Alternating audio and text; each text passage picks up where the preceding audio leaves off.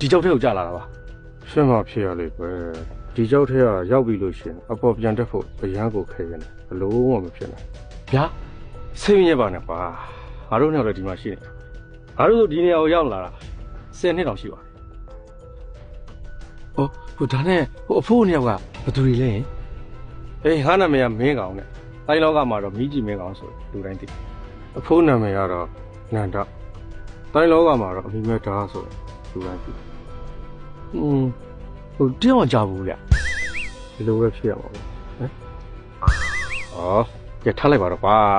ငါတို့ကလည်းတိုင်းလောကနေပျောက်သွားနှစ်ပေါင်းမလဲတော့ဘူးဆိုတော့ဘယ်သိပါမလဲ တော့လေငါတို့နောက်တဲ့လူငယ်တွေပဲသိနေပါဟာဒါနဲ့ဒီကောင်ရောက်လာတာအတော်ပဲကွာ